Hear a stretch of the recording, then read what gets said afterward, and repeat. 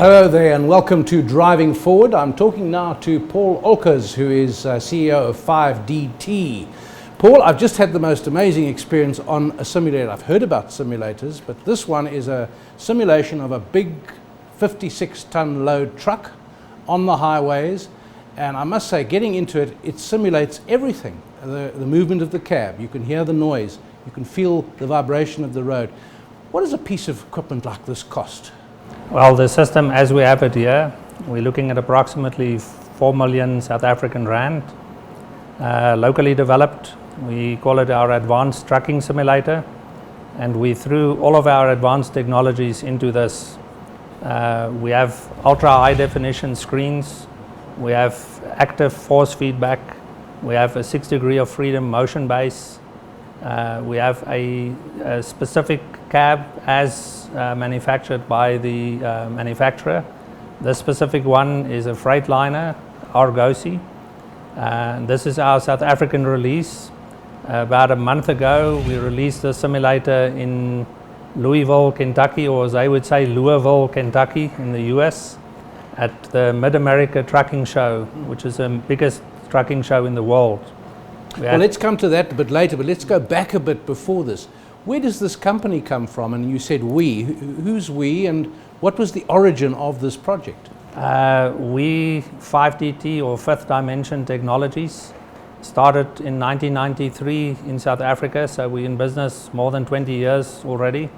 When we started, there were still dinosaurs roaming the area here. We started in the mining simulator business with underground coal simulators. Then we moved to the surface mining simulators. Surface mining, of course, is those big pits with the massive trucks. We moved to construction simulators, underground hard rock, like your gold and platinum mines. And then we decided that we want to focus and diversify into road trucks. The challenge with road trucks is they're much faster. As you've seen earlier, when you drive, you can reach speeds of 120 or 140, whatever. So they're very powerful trucks, and the speed does put a challenge on us to render the imagery. I believe we did a good job. The imagery, I believe, is very close to photorealism. Well, it certainly felt like it today. Yeah, our whole objective is that when you're in the simulator, we want you to feel like the real thing. We want to get absolute realism, to the point where if somebody had a very strenuous training session one day, they would have like nightmares in the evening, or they would really have to work on it to recover. Yeah. Just one more bit on the origins of it. Is this intellectual property in the sense that you've invented this, and is it unique? And so you have a product that is better than other products on the market? We believe this advanced trucking simulator of ours is indeed the leader in truck simulators in the world, not only in South Africa. We didn't invent simulators, but we tried to perfect it. And it is indeed our intellectual property. We have several new advancements that we've included. And we're very proud of what we've achieved so far. So typically engineers are working on this. Are these electronic engineers? I mean, what's the combination of skills that goes into the combination of skills? We have a few electronic engineers, then we have a big bunch of computer engineers and computer software developers or programmers. About half of our company, and we're about 80 people in the company now, I would say about 40% of that would be engineers or programmers. We have a 3D graphics group of about 11 people. The graphics group, their task is to make the environment as realistic as possible. So they make the props, they make the roads, they do the trees. Then we also have people that design the hardware. As I told you, we take real parts from real vehicles, put them into the sim cab, so that when people are taught in this simulator, we can almost blindfold them, put them in a real cab, and they would be able to say, this is this, this is that, this is this, this is that pedal, that pedal. And the hardware developers do that. And then, of course, we need assembly technicians to put everything together. So a lot of this, firstly, we get the parts from the manufacturer. The other parts we design, the parts are manufactured, we subcontract them. So if someone comes to you and wants this, then you start from scratch with a new simulator for that particular vehicle? Yeah, for that vehicle manufacturer and that vehicle model. Let's go into South Africa and the market for this kind of thing. I mean, we've got a horrendous road, they call it accident, they're crashes, because it's either technical failure, which is someone's negligence, or it's human error. It's not an accident. Yeah, mostly human error. I think South Africa do have a big challenge in that regard, and as a result, many of the big trucking fleets, many of the big logistics companies are coming to us and saying they want something where they can train people 24 hours a day, 7 days a week, 365 days a year. Of course, you can't do this in a truck. You can't simulate, you did with me, jackknifing where the back of the truck... Yeah, you would never want to do that. Can't do that on the road. You probably can, but that would be very irresponsible and very costly. So with a simulator, there are certain things that you can do that you cannot do in reality. For example, the jackknifing, the tire blowouts, engine fires,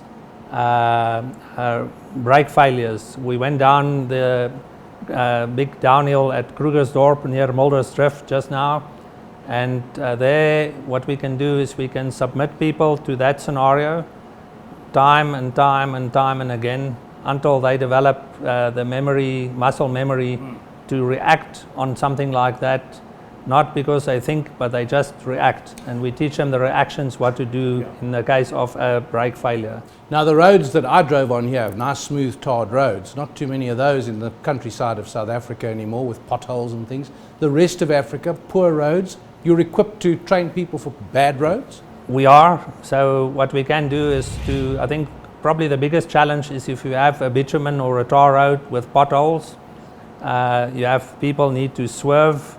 They need to swerve such that they don't swerve into oncoming traffic. But we do have the software modeling and the vehicle physics so that we can do gravel roads. Gravel roads, of course, you have a bigger, what they call a camber. So a tar road, you have a small camber for drainage. For gravel roads, you have a bigger camber.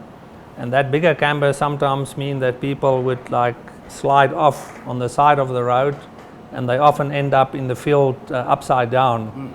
So we can simulate that, and we are equipped to continue with that.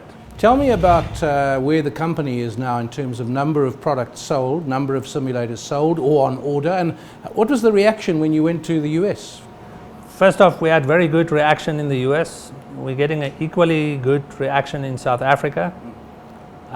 So far we've done about 200 simulators deployed worldwide, and that's over the entire world, in North America, in Canada, in South America, Central America, India, Australia. We often say that we've been to the minus 40 Celsius temperatures of the Arctic at a place, Arctic College in northern Canada. We've been to plus 45 Celsius in the Pilbara in Western Australia. We've been to very, very high humidity in Mali and in Ghana. So we've deployed simulators all over the world. And can you simulate all those conditions? The heat, the cold? Generally, we simulate the effect that the heat would have on the road, for example, slipperiness. But specifically with the cold, we can simulate ice. We can simulate what they call black ice. We can simulate snow. There's that TV series of guys driving these monster trucks across ice in Alaska. Yeah, the ice road truckers. Yeah. So you're a reality show here. We have the potential of a reality show, but at this point we focused on the technology. There may be a reality show sometime in the future, but we don't know when that would be. Well, you could have a lot of people having fun with this, and you could test them and have winners. There's an idea for you. You need to pay me for that. Okay. Yourself, how did you get into this? You're yourself an engineer, obviously. I'm an engineer, electronics engineer.